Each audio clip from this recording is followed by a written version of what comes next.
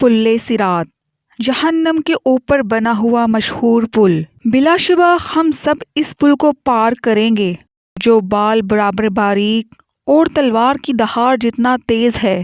کوئی بھی پل صراط کو اس وقت تک پار نہ کر سکے گا جب تک وہ سوالات کے 7 مرحلوں سے نہ گزر جائے۔ 7 سوالات 7 مختلف پڑاؤ پر۔ یہ 7 سوالات کیا ہیں؟ کیا آپ ان کا جواب دینے کے لیے تیار ہوں گے؟ حضرت محمد صلی اللہ علیہ وآلہ وسلم نے ایک حدیث میں پل صراط کو یوں بیان فرمایا: پل صراط کو پار کرنے کا انحصار ہر ایک کے اعمال پر ہے۔ کچھ لوگوں کے لیے یہ بہت آسان ہوگا اور کچھ کے لیے بہت مشکل۔ یہ جہنم کا ایک پل ہے جو کہ بال سے زیادہ باریک اور تلوار کی دہاڑ سے زیادہ تیز ہے۔ اس میں کانٹے اور بیڑیاں ہیں جو ان کو گرفت میں لیں گے جسے اللہ چاہے گا۔ کچھ لوگ اس پر سے پلک جھپکتے گزر جائیں گے جیسے روشنی کی رفتار ہوا کی طرح یا عالی نصب گھوڑوں اور سواریوں پر۔ فرشتے پکاریں گے: اے پروردگار سلامتی فرما، اے پروردگار سلامتی فرما۔ وہ لگاتار پکاریں گے۔ وہاں ایسے لوگ ہوں گے جن کو خراش بھی نہ آئے گی، اور ایسے بھی ہوں گے جنہیں ہتھوڑے سے مارا جائے گا، اور ایسے بھی ہوں گے جن کے چہرے آگ میں جھونک دیے جائیں گے۔ جی ہاں، جیسا کہ حدیث سے ثابت ہے کہ لوگ خدا کی بارگاہ میں اپنے درجات کی بنیاد پر اس پل کو پار کریں گے۔ کچھ لوگ اسے روشنی کی رفتار سے پار کریں گے جبکہ دوسرے رینگ کر اس سفر کا اہتمام کریں گے، جیسا کہ قرآن مجید کی سورہ 79 آیت 6 میں درج ہے کہ حضرت اسرافیل علیہ السلام 2 دفعہ سور پھونکیں گے، اور پہلی دفعہ سور پھونکنے پر سوائے ان کے جسے اللہ سبحانہ وتعالیٰ چاہے، زمین اور آسمانوں کی ہر چیز اس کی ہیبت سے لرز اٹھے گی، اور اس کے ساتھ ہی قیامت برپا ہو جائے گی۔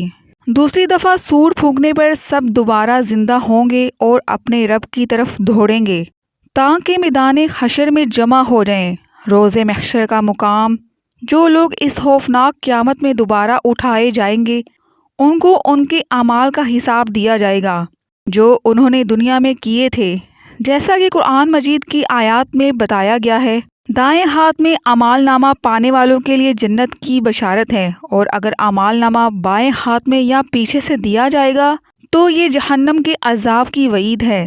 زمین پر ہمارے ساتھ کرامن کاتبین کے نام سے 2 فرشتے ہر وقت ہر جگہ ہمارے اعمال لکھتے ہیں، لہٰذا ہمارے کیے گئے تمام اچھے اور برے اعمال ہمارے سامنے ہوں گے۔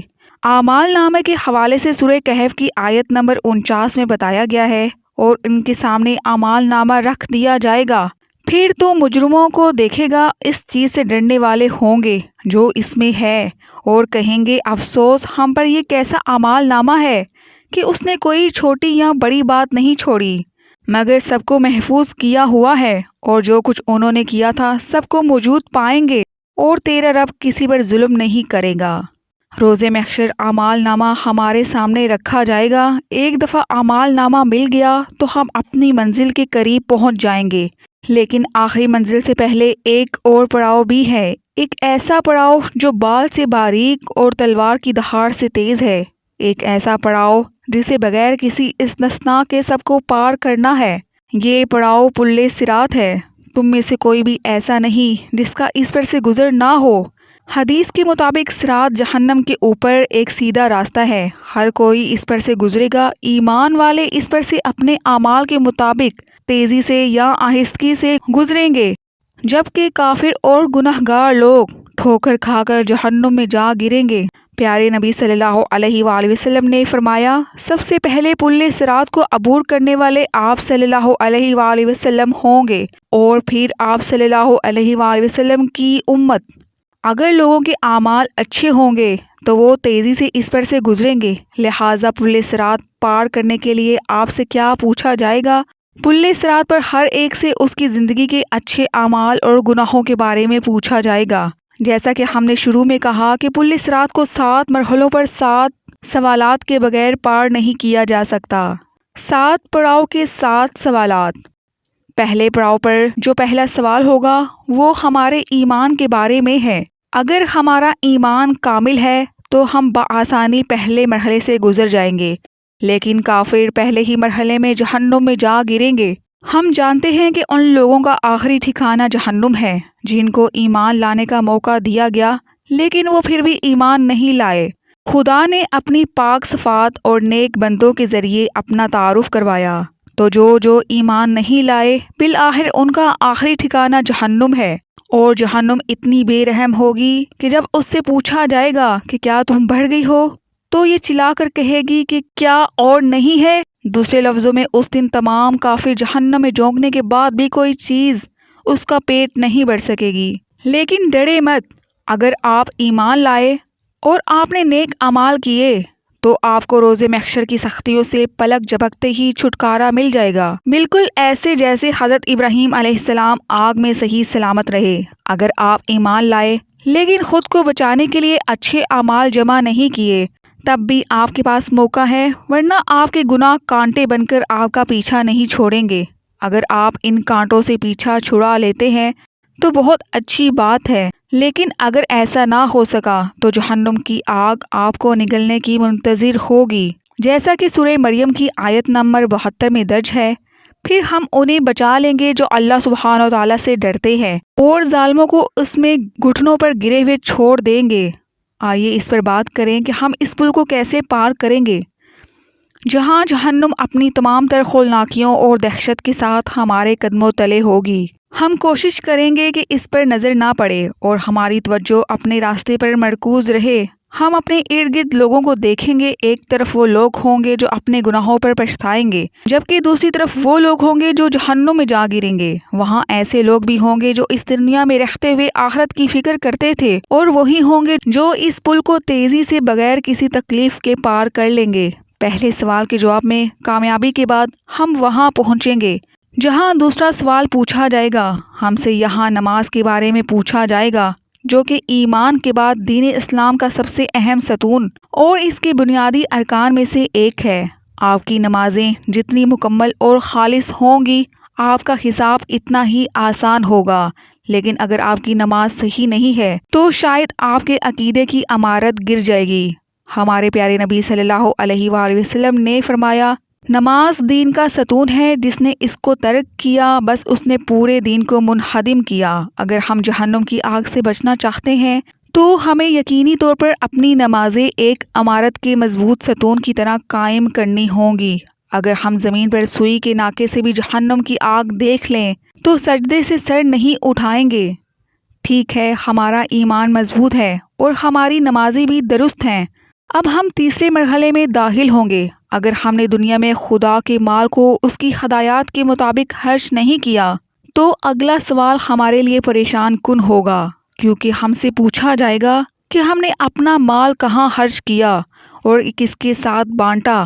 کیا ہم نے زکوٰۃ ادا کی؟ ہم سے سوال ہوگا، اس بارے میں غور کیجئے۔ آپ نے زندگی اس خیال کے تحت گزاری کہ خالق کا عطا کردہ مال آپ کا اپنا ہے، اور زکوٰۃ جس کا حکم خدا نے بانٹنے کے لیے دیا آپ نے اسے مستحقین کو دینے کی بجائے ان سے چھپانے کو ترجیح دی۔ ہمیں ایسی صورتحال سے اللہ کی پناہ مانگنی چاہیے۔ اگر ہم اپنا مال چھپائیں گے تو جنت بھی ہم سے چھپ جائے گی۔ اگر ہم نے اپنا مال خدا کی ہدایت کے مطابق کمایا اور خرچ کیا تو اگلے پڑاؤ پر ہم سے روزے کے بارے میں سوال کیا جائے گا، جو کہ ہم پر اسی طرح فرض ہے جس طرح پچھلی امتوں پر فرض تھے۔ اگر ہم اس پوچھ گچھ کے دوران کاش جیسا لفظ ادا نہیں کرنا چاہتے تو ہم پر لازم ہے کہ ماضی میں حیلوں بہانوں سے جو روزے چھوڑے ہیں ان کی قضا ادا کریں۔ اس کے بعد ہم 5ویں پڑاؤ پر ہوں گے۔ اس پڑاؤ پر ہم سے حج کے بارے میں پوچھا جائے گا۔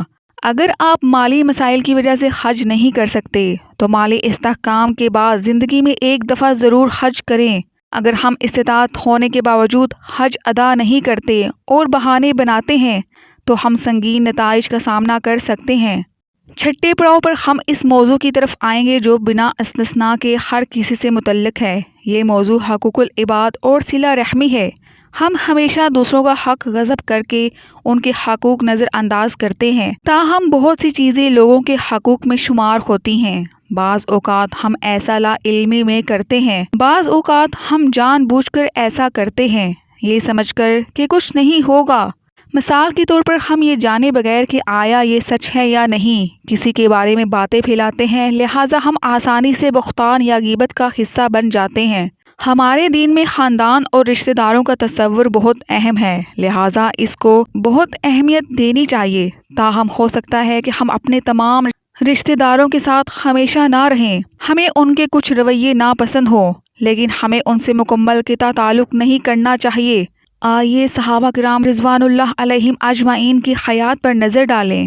چند صحابیوں کے والدین مسلمان نہ تھے، لیکن انہوں نے پھر بھی اپنے والدین کو خوش کرنے کی کوشش کی، سوائے ان معاملات کے جن سے خدا نے منع کیا تھا۔ جب ہم ان تمام مراحل سے گزر جائیں گے تو ہم سے طہارت یعنی غسل کا سوال ہوگا۔ اگر ہم پچھلے 6 سوالوں میں کامیاب رہے، خدا کے فضل سے ہم ان لوگوں میں شامل ہوں گے جو صفائی کو ترجیح دیتے ہیں۔ اگر ہم طہارت کا خیال نہ رکھتے تو پچھلے سوالات میں کامیابی بھی ممکن نہ ہوتی۔ ان تمام سوالات کے بعد جہنم اپنے حقداروں کو لے لے گی اور جنت خدا سے اپنے رہائشیوں کا سوال کرے گی۔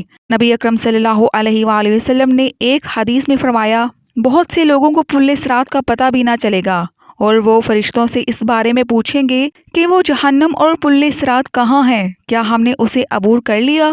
فرشتے جواب دیں گے کہ تم جہنم کے اوپر اس پل کو پار کر چکے ہو، لیکن تمہارے اعمال کے نور کی وجہ سے جہنم کی آگ بجھ گئی اور ڈھانپ دی گئی۔